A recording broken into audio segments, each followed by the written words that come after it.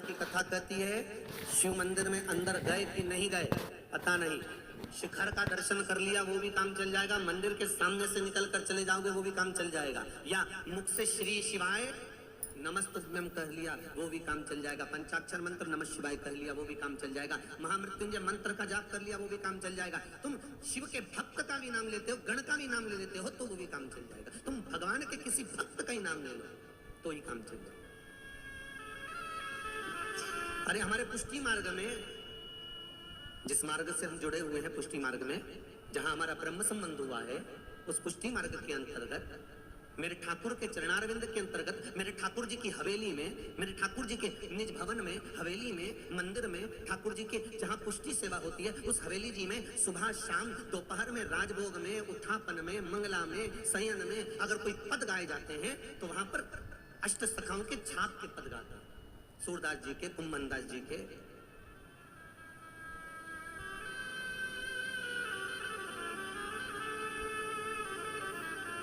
अष्ट सखा के जो छाप होती है, जिन्होंने जो पद गाया उनका नाम लेकर पद गाए जाते हैं। क्यों गाते हैं? पुष्टि मार्ग में ऐसा क्यों किया जाता है कि इनके छाप वाले ही पद गाना है? उसका कारण क्या है? क्योंकि अगर हम भगवान के दर्शन से चूक गए, अगर हम ठाकुर जी की हवेली से भगवान के निगाह मिलाने से, ठाकुर जी के दर्शन से मान लो चूक गए, तो ये जो अष्ट सखा के पद हम जब गाते हैं तो उसमें सूरदास जी का नाम आता है, कुम्भनदास जी का नाम आता है, अष्ट सखाओं में से किसी एक सखा का भी अगर नाम आ जाता है तो वो नाम हमारे मुख से जब निकलता है तो हमें ठाकुर का दर्शन अपने आप ही हो जाता है। केवल उस पद को गा लेने पर भी हमें सुख की अनुभूति हो जाती है।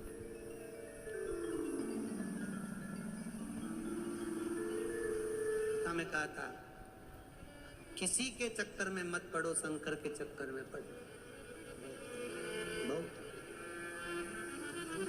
श्री शिवाय नमस्तुभ्यो, श्री शिवाय नमस्तुभ्यो। भगवान शिव की भक्ति करो। नंदी की ओर जैसे ही दक्ष प्रजापति ने देखा तो शंकर भगवान ने कह दिया तुरंत ये मेरा गण है, मेरा गण है, और मेरे गण की ओर तुम भले ससुर हो, तुम देख रहे हो। शिव महापुराण की कथा कहती है कोई शंकर का भक्त हो, शंकर का स्मरण करने वाला हो, शंकर की भक्ति का गुणगान करने वाला हो, शंकर के देवालय में मंदिर में अर्चना करने वाला हो, शंकर की कथा स्मरण कराने वाला हो, कथा बांचने वाला हो, चाहे सुनने वाला हो, चाहे शिव कथा को धारण करने वाला हो, कोई अगर उस पर गलत दृष्टि भी देखता है तो मेरा शंकर उसको छोड़ता नहीं। सगे ससुर को भगवान शंकर ने कह दिया तुम मेरे ससुर हो, पर नंदी ने श्राप दिया है तुमको क्योंकि तुमने मेरा अपमान करा है। स्वामी का अपमान कभी गण नहीं सहन कर सकता, नंदी कैसे सहन कर सकता है? कैसे सहन कर सकता?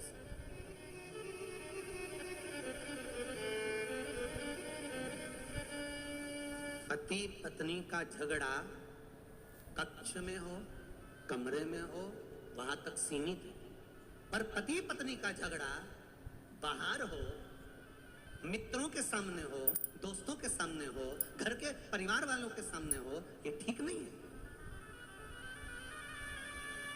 इसकी श्रेष्ठता नहीं है। वो कहते हैं ना, शादी का पहला साल पति बोले पत्नी सुने, शादी का दूसरा साल पत्नी बोले पति सुने, शादी के बाकी के साल पति पत्नी दोनों बोले पूरा मोहल्ला सुने।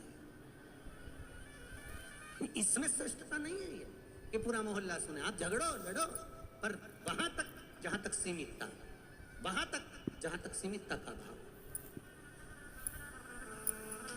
लड़ो झगड़ो मना नहीं, पर एक सीमितता का भाव।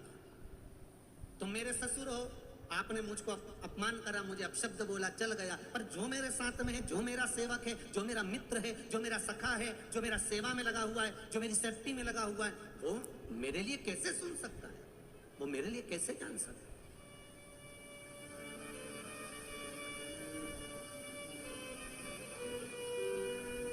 मैं सुन नहीं सकता। आपने ये श्रेष्ठ नहीं करा, नंदी की ओर आप घूर कर देख रहे हो, मतलब आप नंदी को कुछ कहने वाले हो। शंकर भगवान ने कह दिया मेरे तक सीमित है, पर गण के तक सीमित नहीं कर पाऊंगा। मेरे गण मेरे प्राण है, शंकर भगवान दक्ष प्रजापति से कह रहे हैं।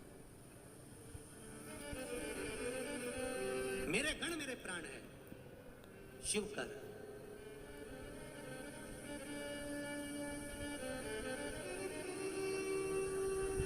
तो बहुत ध्यान देना, अगर आप शंकर के मंदिर जाते हो ना, शिव महापुराण का कोई उपाय बताया गया है वो आप करते हो ना,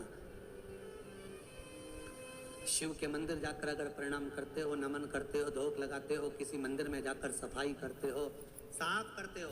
जैसे अभी हरियाणा वाले भैया ने कहा कि मैंने एक नियम बना लिया कि मंदिर में जाकर सफाई करना, जहां कोई ना सफाई करे वहां जाकर मंदिर को साफ करना, क्लीन करना।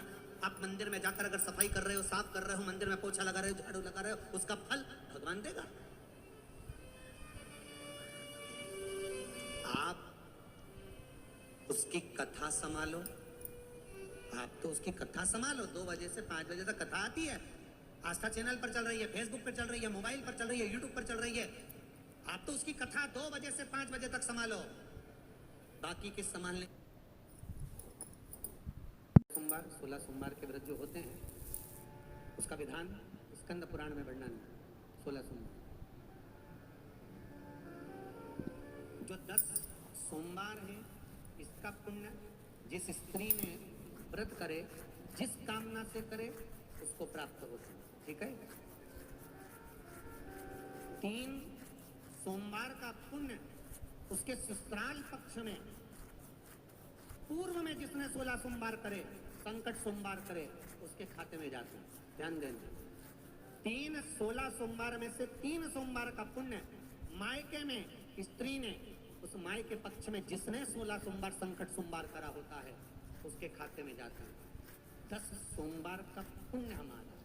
और उसके बाद मालूम पड़े नारी रजोधर्म से हो गई, कोई कारण हो गया, 16 सोमवार किसी कारण से उद्यापन नहीं हुआ, भगवान जान कर उद्यापन नहीं करवा रहा है, तो उस पर भोलेनाथ की करुणा समझना। क्यों? 10 सोमवार का पुण्य केवल तुम्हारे खाते में है, और जो 6 सोमवार हैं वो दूसरे के खाते में चलेगा। अब भोलेनाथ चाहता है कि इसका कोटा पूरा कर दूं, क्योंकि इसकी मनोकामना पूरी होना है, तो बाबा कैसे ना कैसे करके सोमवार के व्रत बढ़वा देता है। कहीं कोई कारण अड़ गया, कहीं कोई कारण अड़ गया, तो उद्यापन नहीं हुआ, तो कई लोग पीछे उद्यापन नहीं हो पा रहा, मतों नहीं हो रहा। बाबा जब कराए, जब करना, बस हो जाए गुरुजी। हमने पूछा क्यों? बस बेलपत्री के करे। तो हमने कहा भोलेनाथ जी आया था कहने के लिए कि बेलपत्री के करो? भोलेनाथ जी ने तो कहा था 16 सोमवार करो, संकट सोमवार करो, पर बाबा कहता है प्रेम से, स्नेह बस, जो तुमसे बने, जब तक बने तब करो। नहीं तो हमारे यहाँ तो शिव महापुराण, विष्णु पुराण कहती है, श्रीमद वल्लभाचार्य जी वर्णन करते हैं, मेरे वल्लभ कहते हैं कि वल्लभ कुल की एकादशी करो, भले बकरी जैसे चरो, पर एकादशी करो। हमारे यहाँ तो शास्त्र कहता है एकादशी का व्रत भी करो तो मुंह उतार के मत करो रे। कोई फूल अगर मुरझा जाता है तो भगवान को नहीं दिया जाता, कोई फल बेकार हो जाता है भगवान को नहीं दिया जाता। तुम्हारे व्रत वाले दिन तुम्हारा मुंह उतरा रहेगा तो भगवान उसको स्वीकार करेगा। इसलिए बकरी जैसे चरो और एकादशी करो। जेब में भर लो मूंगफली का दाना, काजू इधर, मूंगफली का दाना इधर, खिचड़ी भी बना लो, मोरधन भी बना लो, चिप्स तल लो, पापड़ तल लो, और जो पपीता, सेव, फल, केला जो जो है सब लिया, फ्रिज पे, वॉशिंग मशीन पे, कूलर पे, सब दूर धर दो, जहाँ से निकलो वहीं चरो, पर एकादशी भूखे न रही। मालूम पड़े भूखे रह गए, पति के लिए रोटी खा ले, एकादशी कुछ नहीं खाएगी, सवेरे आधा किलो दूध की रबड़ी बना के खा ली। तो पति मन में सोचा फिर भी आवाज नहीं निकल रही, फिर अभी क्या खाएगी? खिचड़ी बनाई है और बादाम तल ली थोड़ी सी, और आधा किलो पपीता रखा था वो कतर लिया, और थोड़ा सा रायता बनाया बादाम का, अच्छा ठीक है, और चिप्स तल ली, और आलू भी तले हैं, ठीक है। फिर शाम को मोरधन की खीर और सेव फल, चीकू और आगरे का पेठा और राजगिरा की पूरी। ठीक है, फिर रात को अभी आधा किलो दूध मंगवाई, थैली गरम करके उसमें थोड़ी सी ड्राई फ्रूट्स डाल के मखाना पीस के उसकी खीर बना लो। बस केवल खीर नहीं, पपीता रखा है। पति भी बोला तेरे जैसा व्रत तो दुनिया में कोई नहीं। दंडवत है ऐसी एकादशी माता को, जो इतनी जोरदार एकादशी करी। फिर पूछा किसने बताई? सियोर वाला महाराज, याद रहे। फिर तो पति भी बोला खूब चलो एकादशी को। कौन मना करे? प्रेम से सारे व्रत उपास भगवान की पूजन अर्चना प्रसन्न चित्त में करो। घर में जब तक रहो प्रसन्न रहो, ढापों की बाई की तरह नहीं, ऐसा प्रसन्न रहिए। जिंदगी का सबसे बड़ा रस तत्व है प्रसन्नता। ये सबसे बड़ी औषधि है। स्माइल, हंसते रहो, अपनी प्रसन्न। जब देखो जब ऐसे मत दिखना कि कोई ने मार ठोक के दिखाया। प्रसन्न।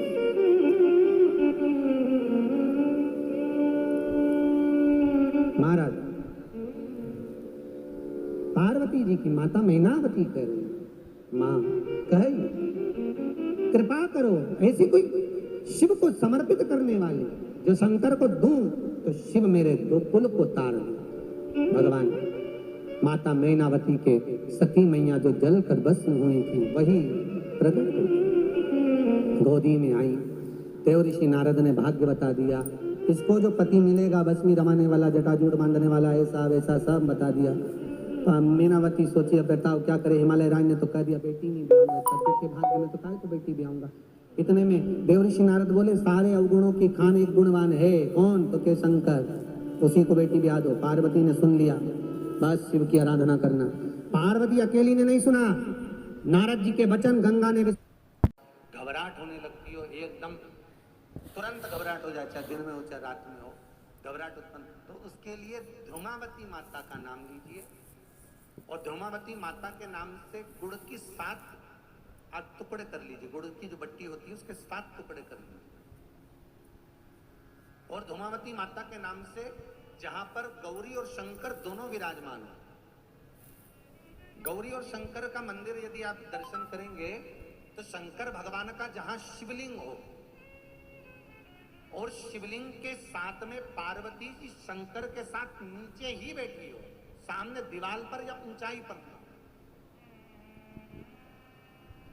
आपको पहले कहा था शंकर जी के शिवलिंग का आपको कई बार दर्शन कराया। एक विष्णु शिवलिंग होता है, एक डमरू जैसा शिवलिंग होता है जिसको बैठ कर पूजा नहीं जाता, जिसको खड़े होकर जल चढ़ाए। एक शिवलिंग होता है जो जमीन पर ही रहता है, जिसको गौरी शंकर कहते हैं हमारे। तो गौरी शंकर का स्मरण कर कर, उमा महेश का स्मरण कर कर, जो शिवलिंग जमीन पर हो और पार्वती जी भी जमीन पर ही स्थापित,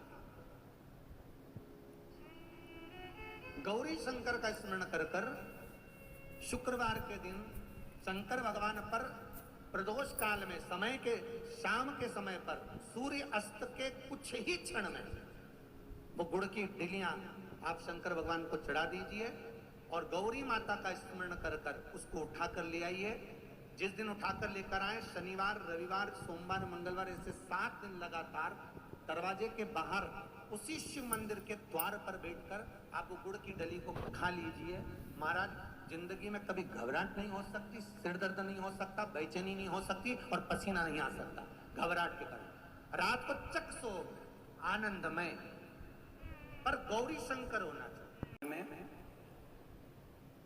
मट्टी के पात्र का जल। अभी अभी क्या चल रहा है? फागुन। अभी क्या चल रहा है? फागुन। जब बैसाख का महीना आए ना,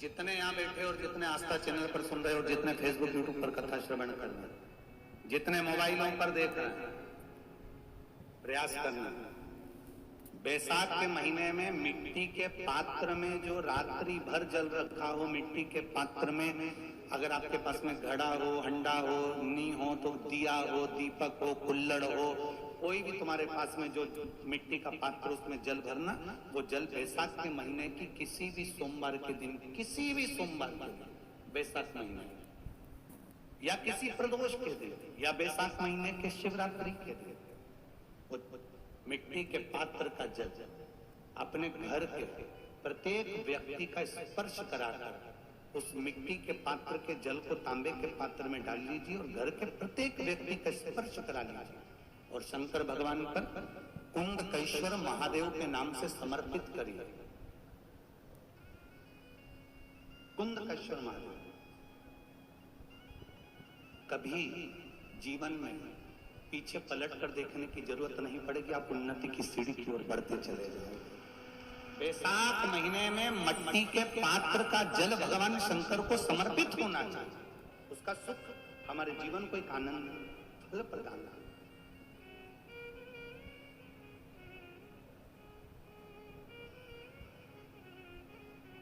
पर विचार करना कि शंकर भगवान की शिवरात्रि साधना की रात्रि होती है। शंकर भगवान की शिवरात्रि एक आराधना की रात्रि होती है।